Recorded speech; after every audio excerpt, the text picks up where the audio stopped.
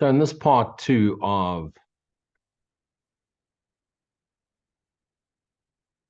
transcending, understanding into the knowing of ourselves, I'm going to share with you the way. And the way is my direct experience of the way. So it's having gone through my own subjective illusion, subjective reality, into the awakening awareness of the absolute. And I'm not there. If I was, I wouldn't be informed, but I'm certainly there in awareness often. And I'm now going to share with you the way. So let me state this for the record. Our true and only purpose in this world, in life, is to realize with complete clarity and total certainty, completely know it, our true essential nature, the nature of true reality. And therefore, and thereby, remember fully our true shared essence, our true self, our true knowing of ourself, our Christ self, which is the eternal extension of God. That's the only purpose. We didn't have that purpose before we fell asleep. But once we fell asleep, that was the whole purpose in dreaming this up, even though we dreamt it in order to make manifest a way to usurp the power of God. The minute we handed it over, the minute the Christ mind kicked in, the minute people like Jesus 2,000 years ago transcended their human identity into the knowing of their shared essence, their holy essence with God, we handed the dream over to the Holy Spirit. And so that's our only purpose, to awaken to self, to be ourself knowingly, to be the love of God knowingly. And yet, here's the catch. The only way we can realize our true self is to follow the script, the written script, which is written for us by our Holy Spirit, by the memory for God, which lights our inward step home. It's a journey without distance, to a place we've never left, through a time and space that's never existed. We're here, we've never left. And in order for us to follow and stay on the scripted path, the script that has been written, we have to be true to our passionate human nature, our talented nature, which has been programmed into this body-mind projection by our holy self. And it plays out in this life as our natural talents and our values. And to follow that script is really what it means to have a true spiritual life or a spiritual journey. Remember, everything's spirit. Every journey is spiritual, whether you're practicing spirituality, religion or not. It could be a construction worker, humble construction worker. The spirituality is in his hands. Or an artist, it's in a paintbrush, or the musician, it's in his guitar.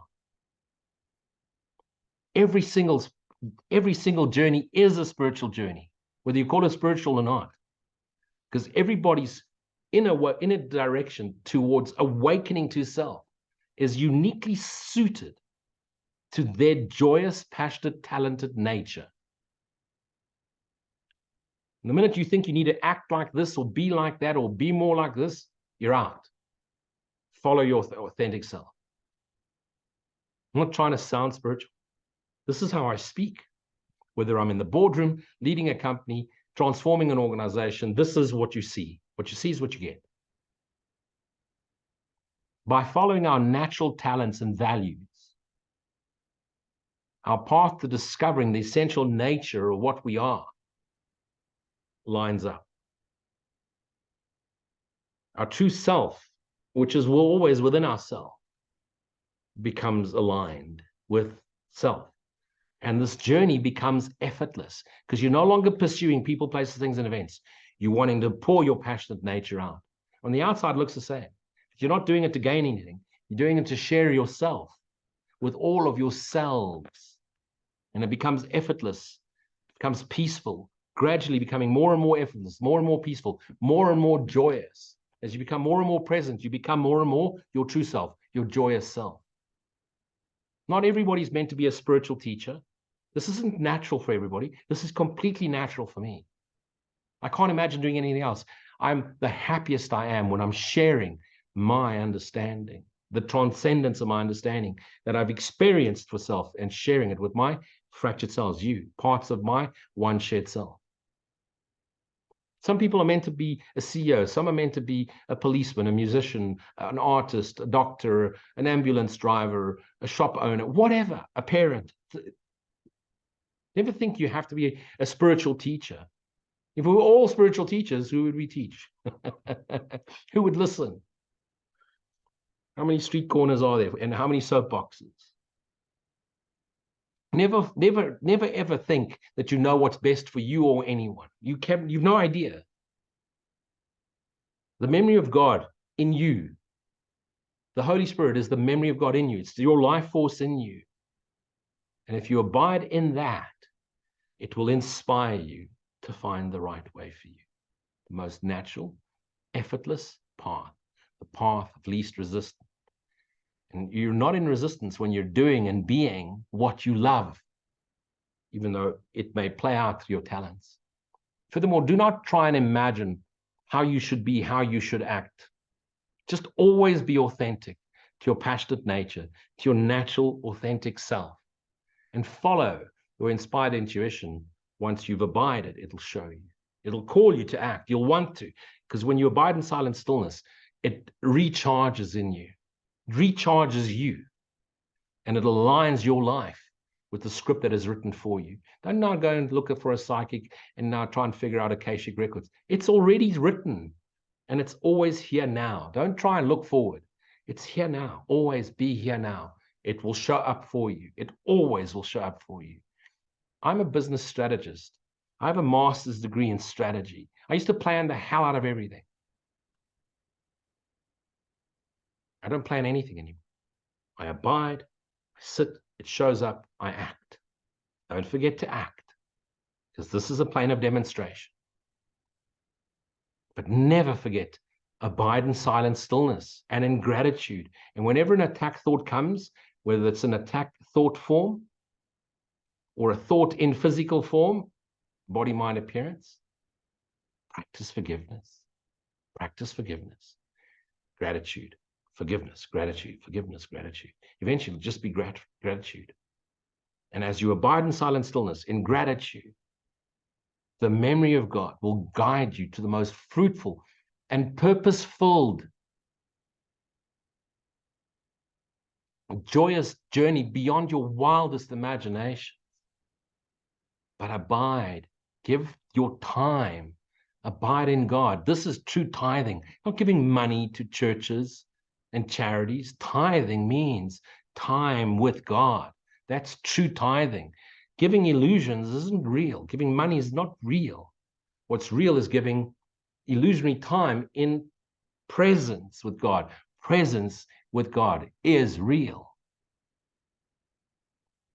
And remember, when thoughts come, like Jesus did in the Garden of Gethsemane, get behind me, Satan. Satan's ego, attack thoughts. No, thank you.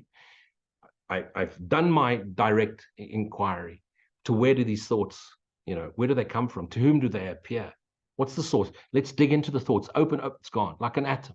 You look at cells, and cells are atoms, and atoms are subatomic particles, and nothing. No thought, silence, illusion. And you don't need to be alone. There's this belief a path of self-mastery is a lonely one. No, the path of self-mastery is the only one, not the lonely one. Should you want a mighty companion, don't go searching, ask. And you'll be amazed how the right one comes along. It could be at a seminar, it could be at a retreat, it could be in the shopping center. You could meet by accident. Don't push away. Don't now take the past and project it onto them and all men are assholes, all women are bitches. Don't do that. Don't drag your past and project it onto the next one. Oh, they're going to disappoint me. They're going to cheat. They're going to keep me waiting forever. They're not. Once you've transcended the pain, the suffering, the idea of a suffering self, a mirror of your true self comes towards you. And in your companion, you will see the face of Christ, the face of your awake self, not the face of Jesus, face of Christ, the love of God. Christ, love of God. We're not meant to be alone. Remember, we are all one. Can't be alone in all one. And even as one, we're in God. We're never alone. We're always in God. This is the only way we'll live a truly fulfilled and meaningful and purposeful life of joyous abundance. You're not meant to be piss poor the rest of your life. You don't have to be a billionaire. You will have sufficient, because source energy, Holy Spirit, wants you to be abundant. An abundantly physical life, whether it's monetary or health, is an outer reflection of an inner condition. Remember, if you're struggling and suffering, there's something that needs to be forgiven, or maybe it was there as a reminder of a transcendence episode. When you are aligned with your highest value, your highest passionate nature, you're aligning with your spiritual goals. Don't create spiritual goals. What's your highest spiritual goal? To be thyself knowingly. And this is the way to being yourself knowingly.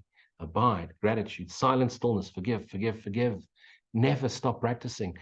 Don't get trapped by the ideas of the world. Don't try and fix the world. Don't try and heal the world. Be the healing. Show up as the healing. Show up as the compassion. Show up as the love. It's what all true teachers have taught. Be yourself authentically and passionately follow your essential nature, your essential natural talents. They're God-given. They're given by the Holy Spirit to you. Your Holy Spirit, your talented nature and your talented passions. And by sharing yourself with the world, your true self reveals itself as yourself, the I am. And then when you invite God's will to be done, it is done through you for yourself and the rest of your fractured selves, for our collective awakening. One awakens into self, awakens into God's mind. Don't try and be anything but yourself. Authentic means as you are. Totally natural. You're not everybody's cup of tea. But hey, what if you like coffee instead? Lots of coffee lovers. You are choosing to love tea because spiritual people love tea, and you're missing out on your mighty companions that love coffee as much as you do. When you abide and you're inspired and it calls to act, sometimes it calls to act with a sword, sometimes with a cross. I have chosen to show up, to be present. If I see something, if I see an atrocity, if I see children and animals being harmed or hurt and cruelty, I step up. I use my skills. I use my natural talent, which has abilities. Yeah, but you're supposed to. You speak love, Lou. How can you be so rah? Well, what you think is aggression is love pouring out to bring a correction. Don't you worry about my soul. I've resigned to the fact that I will keep returning in form until the very last one of us is awake. And if you're offended by the sword, then you should have behaved. Be authentic. Be yourself. And your true self, through your authenticity, will make itself known to you as you, for you. Thy will be done. Thine is the power and the glory. And the power and the glory is heaven, and heaven is love ever extended. And it is you, Holy Son of God, awakening to self. Be that knowingly. Be here now. Thank you for following. Thanks for listening.